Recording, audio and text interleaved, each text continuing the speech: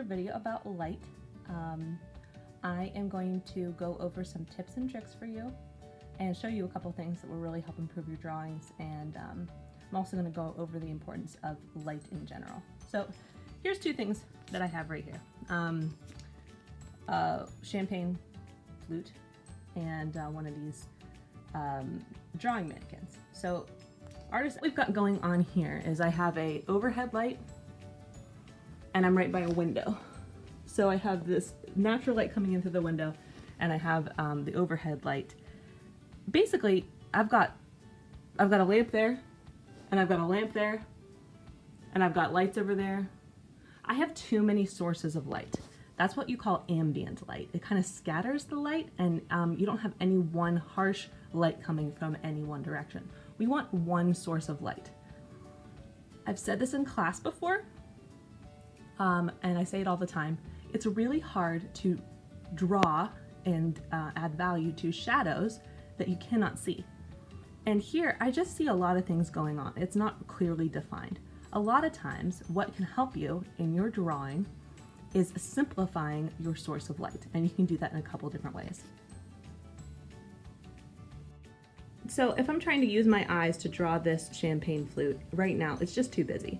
There's just too much going on in the background with my Christmas tree and my Christmas lights and my messy coffee table. And it's, with glass being clear, it's adding this, distortion behind it.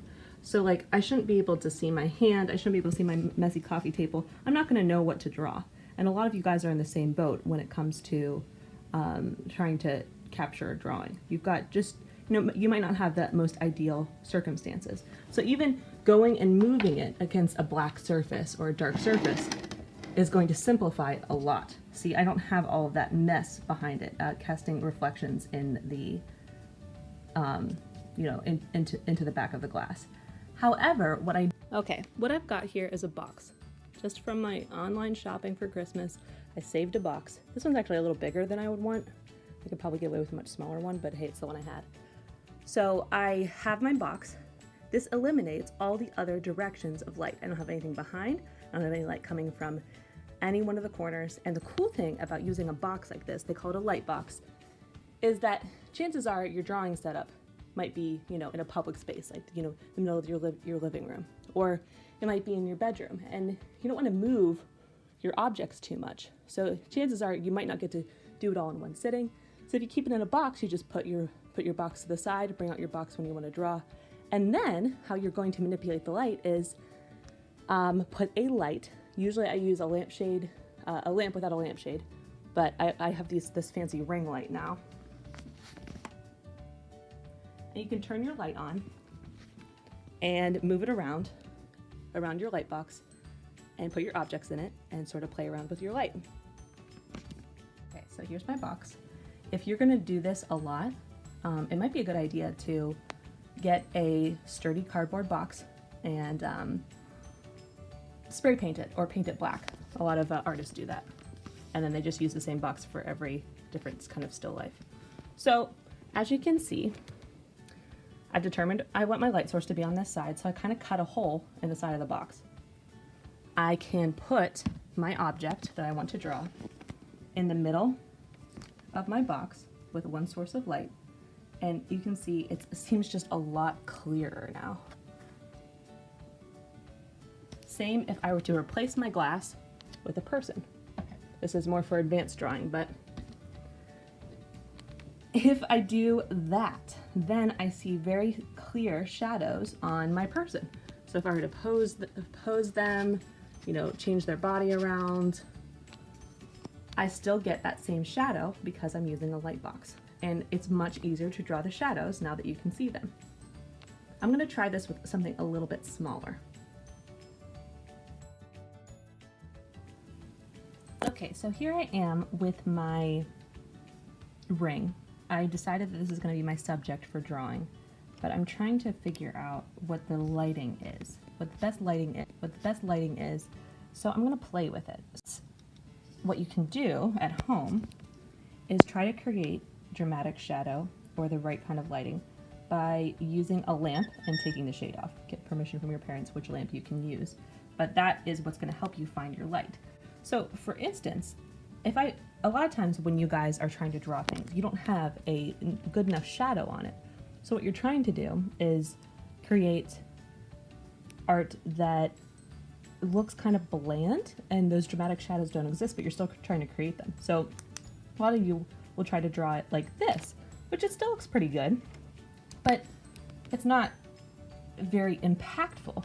So by using my light, I can add this dramatic shadow, and I can even lessen the shadow, brighten the shadow.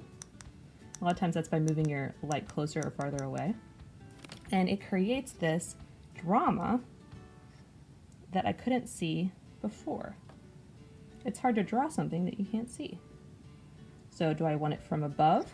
Do I want it from behind? That's kind of dramatic. It's a Zales commercial.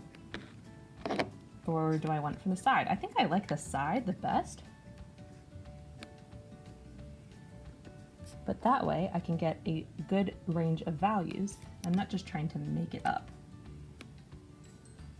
I also like the variation of texture, but I'm not sure I like that, what I'm doing right now for this piece. So maybe, I've got all my Q-tips on my desk from blending. Maybe I want to use a piece of paper.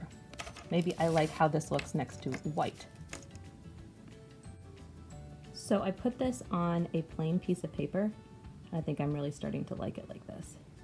So I also changed the lighting to cooler. And I kind of like when it gets really close and it's a little bit reflective on it. So I think this is kind of what I'm going to stick with. I like the shadows underneath. I like the composition I see. It's just all in how I frame it from this point forward. So if we're using the rule of thirds, which we talked about in the composition video, I'm going to try to frame it so that my main subject, I'm going to crop it so that my main subject is on a third of the picture. And I like the smooth paper that I used. And I think I like the lighting right where it is. So if I zoom out, you can see the way that I put my lighting. Normally it's going to look a lot, it's not going to look this complicated because I'm not usually drawing stuff that's this tiny. If I zoom in though, this is, I think, the image that I want.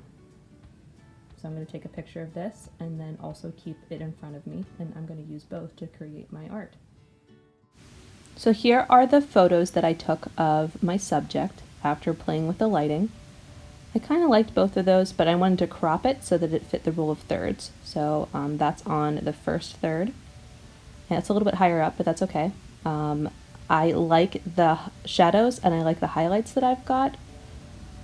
And after playing with the filters a little bit, I think this is kind of what I'm going to go with and draw from in my iPad. So you can see it's catching the light on this shiny metal object. It's catching a shadow. I have an undershadow. I have some refractive light. I think this is going to be really fun for me to draw, but it's very detailed, so it's going to take a while.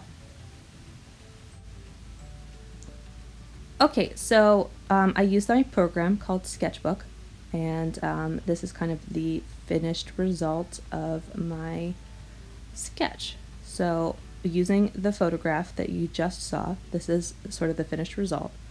I'm going to show you how I kind of got there. So I started off by just sketching it out, 5-minute rule, right? Making sure that everything fit and I kind of liked it. And then I go in and I'm slowly starting to add to the shadows, so the darkest parts that I see, and the midtones. And I'm leaving the highlights just blank. And then I'm going in and adding a little bit of detail. You see I focused on the middle stone first, and it's just shadows, highlights, and midtones. I'm just looking at my photo and sort of creating those squiggle shapes I see. Then I sort of work on the background, because if I just left it white, it would sort of mess up with the contrast. So filling that in is a big deal.